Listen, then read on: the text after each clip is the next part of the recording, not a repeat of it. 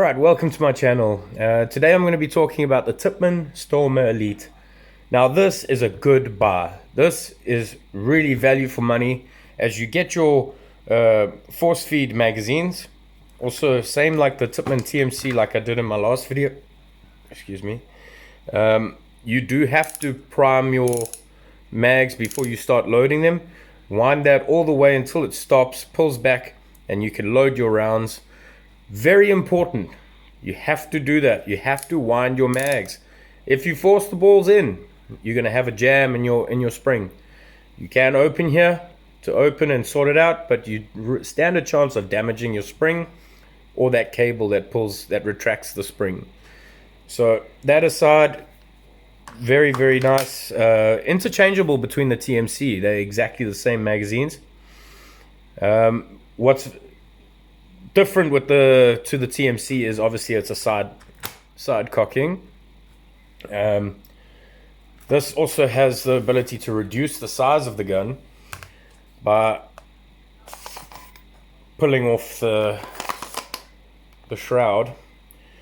It does come with the foregrip, which I really like that. It really does add quite a nice feel to the gun. Also, it's adjustable shoulder stock. Also, you can mount, sorry, it's a bit dusty.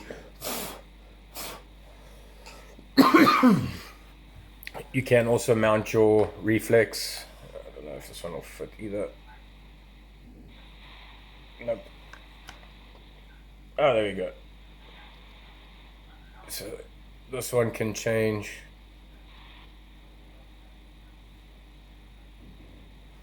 color.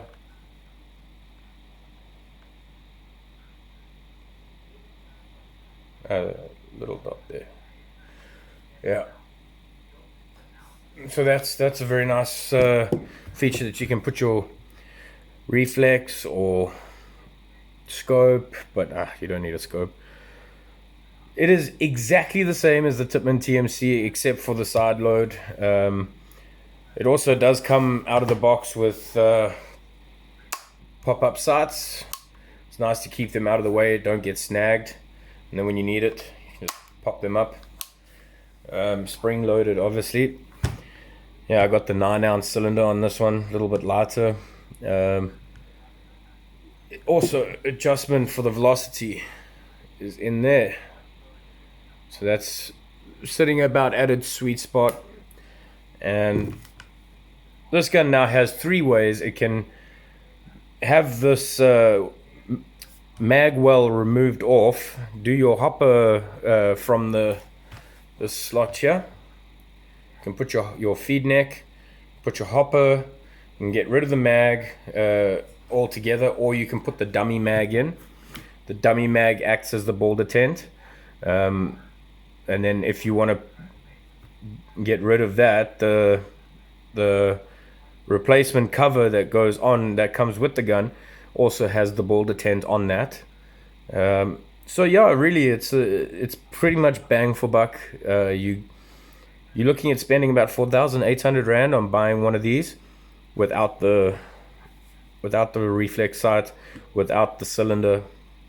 So cylinder and valves are sold separately, but really good. I really love this, and I have been pushing it as much as I can after the unrest to go for Stormers, because Stormer Elites you're saving so much money from going there rather than Tippman.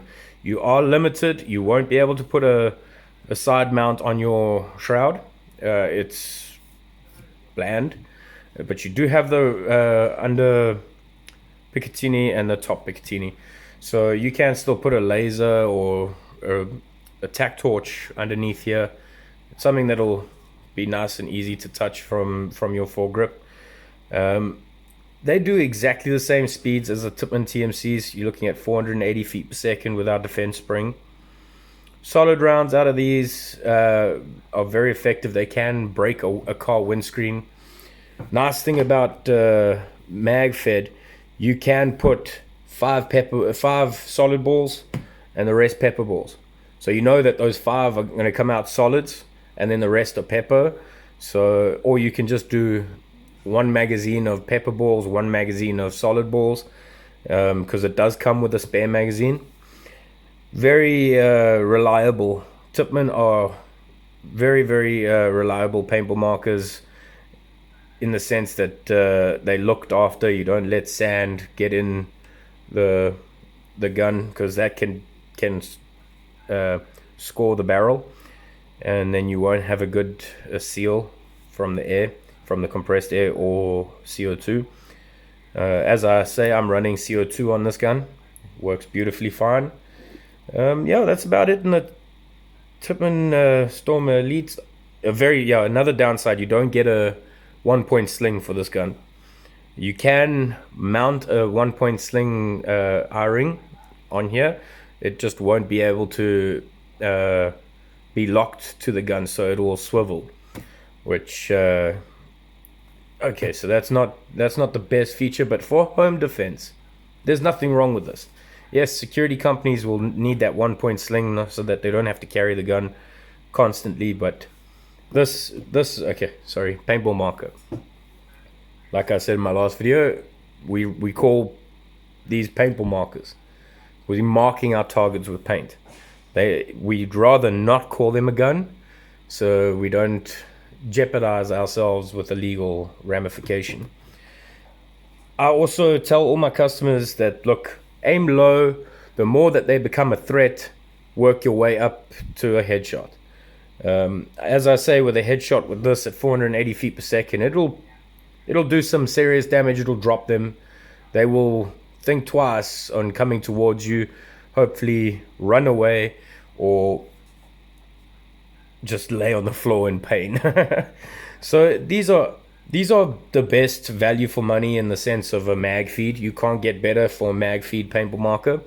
You're looking at some of the Barra guns, like 12 grand, and the VKS like 20 grand.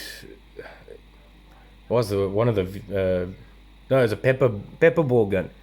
Those guns are just way overpriced. I can get all the features out of something like this, because I mean, obviously mag feed, that is one of the most popular features. People love the magazine feed, but they're very good guns. Paintball markers, very good paintball markers. I really gotta stop saying that. I'm just so used to saying guns, but paintball markers. I always called them paintball markers. It's just, I'm trying to keep up with it.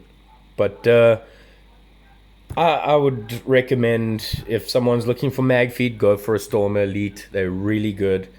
You do also have that ability to put an air through shoulder stock, so you can have your cylinder in the shoulder stock. But I mean, that's purely, you want to spend that extra amount of money, you're welcome to go and do that. Keep in mind, you can't put a CO2 on as easily as a compressed air cylinder. The on-off valve will be an inline. It won't be as awesome as these brass valves. It'll be an inline on-off valve if we can fit one in. The inlines, I don't like them because it uses a bush structure. So it's a bar that runs through with seals on it. So you're defeating the whole purpose. With the brass shut off, you don't have any seals.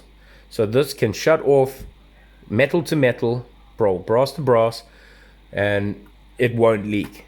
I mean, I've absolutely sworn by brass on-off valves for the past 15-20 years. So definitely the way to go for home defense paintball marker is an on-off brass valve for your cylinders. Don't use the inline ones, because you're still relying on those seals, and if those seals have leaked, your cylinder is going to be empty.